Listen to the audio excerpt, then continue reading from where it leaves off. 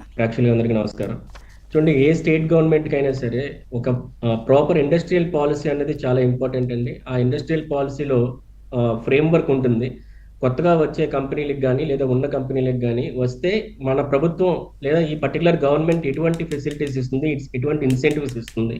అలాగే ఈ ప్రామిస్ చేసిన ఫెసిలిటీస్ గాని, ఇన్సెంటివ్స్ గాని ఎంత ఎంత బాగా వాళ్ళు ఇంప్లిమెంట్ చేస్తున్నారు. ఫర్ ఎగ్జాంపుల్ మనం చెప్తాం, ఇండస్ట్రియల్ పాలిసీలో ఉంటుంది క్లాజ్, కొత్తగా వచ్చే కంపెనీలకి జీఎస్టీలో రాయితీ ఇస్తామని చెప్పి. సో ఇలా రాయితీ ఇస్తామన్నప్పుడు ఇస్తామన్న మాటే కాకుండా ఎంతవరకు మనం దాన్ని ప్రాపర్గా ఇంప్లిమెంట్ చేస్తున్నాం అనేది ఇంపార్టెంట్. అలాగే ఈ పాలసీలు ఏవైతే ఫెసిలిటీస్ ఇన్సెంటివ్స్ పెట్టారో ఆ రాబోయే కంపెనీకి దీని యొక్క స్టెబిలిటీ ఏంటి అంటే that depends upon the credibility of any state or any state government.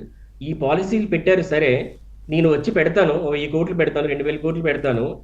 ఈ మీరు ప్రామిస్ చేసిన, ఫర్ ఎగ్జాంపుల్ ఈరోజు 2024లోనో 2019లోనో మీరు ప్రామిస్ చేశారు. ఇది ఎన్నాళ్ళు నాకు ఉంటుంది? రేపు పొద్దున గవర్నమెంట్ చేంజ్ అయితే దీని పరిస్థితి ఏంటి? నేను 1000 కోట్లు పెట్టాను, రేపు పొద్దున సడన్ గా వచ్చి ఈ ఫెసిలిటీస్ లేవు, లేదా మీకు అలాట్ చేసిన ల్యాండ్ తప్పుగా అలాట్ అయ్యింది, మేము ల్యాండ్ వెనక్కి తీసుకుంటాం, లేదా మీకు ఇచ్చిన కాంట్రాక్ట్లు రద్దు చేస్తాం, లేదా కొత్త అగ్రిమెంట్లు ఎంటర్ అవుతాం అన్నప్పుడు డెఫినెట్ గా డబ్బు పెట్టే వ్యక్తికి డెఫినెట్ గా భయం వేస్తుంది. ఫర్ ఎగ్జాంపుల్ ఇప్పుడు నేను అమరావతిలో చాలా మంది 2019లోనో ఎప్పుడో ముందో ఇన్వెస్ట్ చేశారు. తర్వాత ఏమైంది, 5 years అది డెడ్ క్యాపిటల్ అయిపోయింది. సో ఆ భయం అయితే ఇండస్ట్రీస్ లో ఉందండి. అలాగే లాస్ట్ టర్మ్ లో కూడా కొన్ని బిజినెసెస్ బయటకు వెళ్ళిపోవడం అన్నది వాస్తవం. సో బిజినెస్ పాయింట్ ఆఫ్ వ్యూలో ఈవెన్ మా దగ్గరికి వచ్చే పారిశ్రామికవేత్తలు కానీ క్లయింట్స్ కానీ వాళ్ళు అడిగేది ఏంటంటే, sir what about the stability of the government? ఒకవేళ గవర్నమెంట్ మారితే మనకి ఏంటి ఇబ్బంది వచ్చే అవకాశం ఏంటి ఉందని. సో మేము చెప్తాం, లేక గవర్నమెంట్ వ్యవస్థలు కూడా మేము చెప్పేది ఏంటంటే, ఇండస్ట్రియల్ పాలసీ పెట్టేటప్పుడే ఈ ఇండస్ట్రియల్ పాలిటీ సస్టైనబిలిటీ కోసం మనం ఒక చట్టం తీసుకురావాలి. ఏదో జీవో ద్వారా కాకుండా, ఎందుకంటే చట్టం అనేది మార్చడం అంత సులువు కాదు. అసెంబ్లీ ద్వారా చేసే చట్టాలను మార్చడం అంత ఈజీ కాదు. అలాగే మీరు ఏదైతే ఇండస్ట్రియల్ పాలసీ చేస్తున్నారో, ఏదైతే ఇన్సెంటివ్స్ మీరు ఆఫర్ చేస్తున్నారో దానికి ఒక time limit 10 years, 15 years, 20 years. ఇన్ని ఇయర్స్ పెట్టినప్పుడు అట్రాక్ట్ అవుతారు customers, I mean the business people.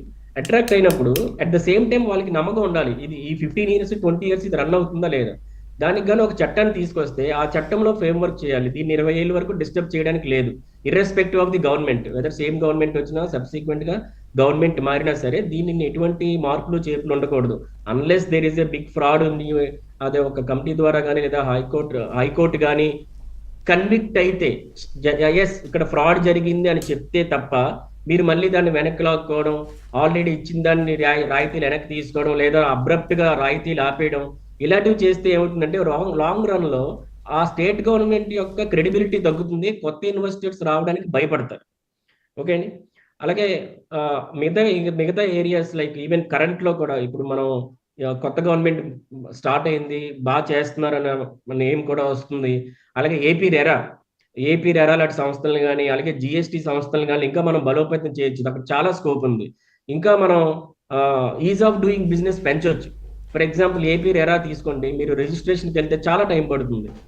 Okay, so builders అందరూ కొంతమంది ఏం చేస్తారు, ఇది చాలా టైం పడుతుంది, మనం అవాయిడ్ చేద్దాం మనం ఏపీ రెరా లేకుండానే మనం ప్రాజెక్ట్ కంప్లీట్ చేద్దాం అని చెప్పి తర్వాత పెనాల్టీస్ గురవుతున్నారు. అలా కాకుండా స్పీడప్ చేయాలి, సింగిల్ విండో క్లియరెన్సెస్ పెట్టాలి, అన్ని పర్మిషన్స్ సత్వరంగా కాదు. ఇవ్వాలి. ఇప్పుడు వీళ్ళు చెప్తున్నారు కదా, మేము సింగిల్ విండోస్ పెడతాము, లేకపోతే అన్ని కూడా గ్రీన్ ఛానల్ ఏర్పాటు చేస్తాం, లేదా ప్రాబ్లమ్స్ అయినా కూడా ఆ భయం ఇంకా ఎందుకు సఫికేషన్ ఉంది అంటే గతంలో ఉన్న ఆ ఇన్సిడెంట్స్ వల్లేనా? అది కొంతవరకు నిజం మేడం, కొంతవరకు చాలా వరకు నిజం. ఎందుకంటే మనం చూసాం, ఈవెన్ వైజాగ్ లో హెచ్ఎస్బిసి లాంటి కంపెనీలు కూడా తరలిపోయాయి. కారణాలు ఎవరికి తెలియదు, అట్లీస్ట్ ఒక ఆర్డినరీ పర్సన్ కి తెలియకపోవచ్చు ఎందుకు ఇలాంటి కంపెనీలు చాలా వెళ్ళిపోయాయి. అలాగే ఐటీఎస్సీజెడ్ లో నుంచి కూడా మనం చాలా కంపెనీలు వెళ్ళిపోవడం చూసాం. ఈవెన్ మేము అబ్జర్వ్ చేస్తాం, చాలా మంది క్లయింట్స్, సార్ మేము ఒరిస్సాలో ఇప్పుడు ప్రాజెక్ట్స్ చేస్తున్నాం, లేదా తెలంగాణలో ప్రాజెక్ట్ చేస్తున్నాం, సో ఎంతమంది కంటిన్యూటీ చేశారు అనేది చూస్తే తప్పకుండా బిజినెస్ వేరే రాష్ట్రాలకి తరలిపోయింది అన్నది వాస్తవం మేడం. ఎందుకంటే మేము ప్రాక్టికల్ గా చూస్తూ ఉంటాం. సో ఆ భయమే ఇంకా ఉన్నట్టుగా మాకు అనిపిస్తుంది. మేము పారిశ్రామికవేత్తలతో డిస్కస్ చేస్తున్నప్పుడు they asking what is the guarantee.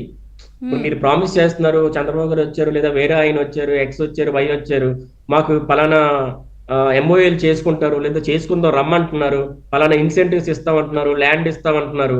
But రేపొద్దున సడన్ గా వచ్చి ఈ అగ్రిమెంట్ రద్దు చేస్తామంటే మా పరిస్థితి ఏంటి? ఓకే. ఈ 1000 కోట్లు, 2000 కోట్లు, 10,000 కోట్లు పెడతారు.